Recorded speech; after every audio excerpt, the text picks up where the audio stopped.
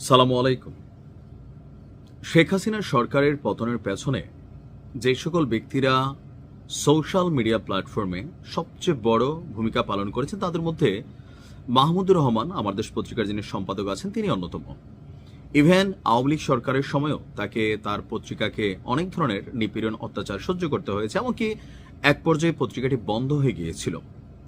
সরকার পরিবর্তনের পর মাহমুদুর রহমান তিনি বাংলাদেশে প্রত্যাবর্তন করেছেন এবং কি তিনি এখন তার পত্রিকা চালাচ্ছেন।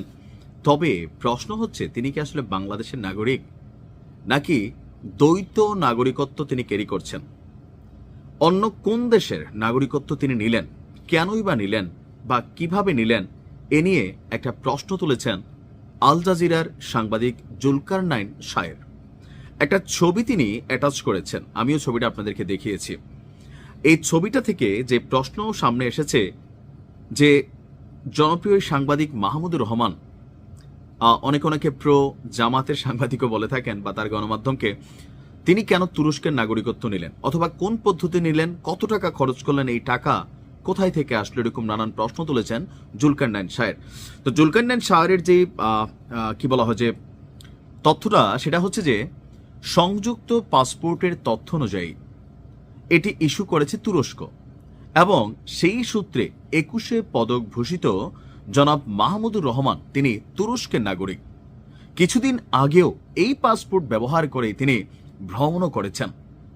যে কারণে এই পোস্টে তিনি করেছেন তা হলো ঠিক কোন পদ্ধতিতে তিনি তুরস্কের নাগরিকত্ব পেয়েছেন এবং এটি পাওয়ার জন্য তিনি কত কোটি টাকা ব্যয় করেছিলেন।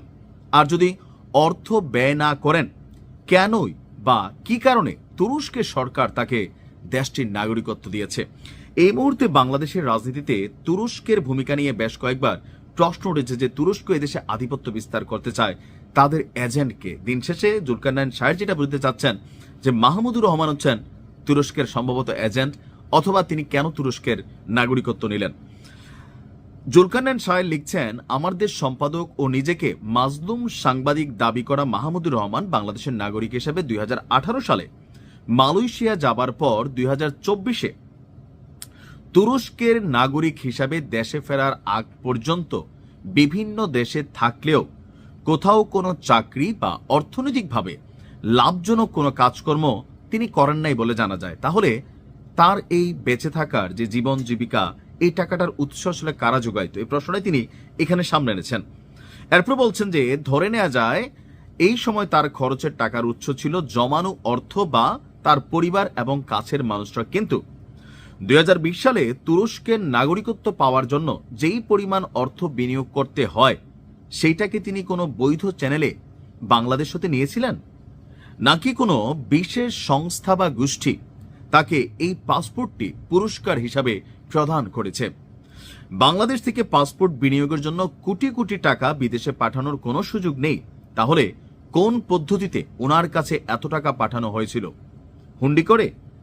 অন্যদের দুর্নীতির সবক দেওয়া এই সত্যবাদী যুধিষ্ঠির কি তাহলে দুর্নীতির আশ্রয় নিয়ে হুন্ডি করে দেশের অর্থ বিদেশ পাচার করেছেন?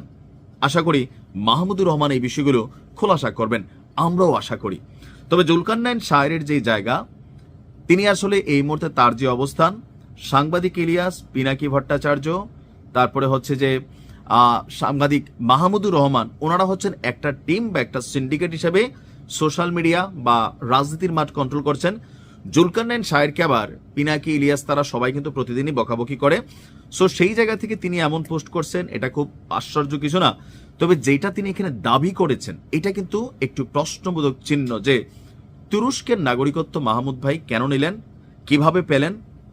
জুলকারনাইন শায়ের যে প্রশ্নগুলো তুলেছে, সাধারণ মানুষের মধ্যে একটা মনোভাব কাজ করবে যে আসলে ঘটনা কি, তিনি এই টাকা কোথায় পেলেন। এখন হয়তো বৈধ পথে তিনি নিচ্ছেন, বাট কোন সেই বৈধ পথ বা কি সেই ক্রাইটেরিয়া যেখানে তুরস্ক তাকে এই নাগরিকত্ব দিল? আমার মনে হয় বিষয়টা নিয়ে মাহমুদুর রহমান সাহেব বা আমার দেশ পত্রিকার সম্পাদকীয়তে একটা কলাম আসা উচিত। যদি না আসে তখন এটা নিয়ে লোকমুখে নানান হয়তো আরো বিভিন্ন তথ্য ছড়িয়ে পড়বে। ভালো থাকুন, আসসালামু আলাইকুম।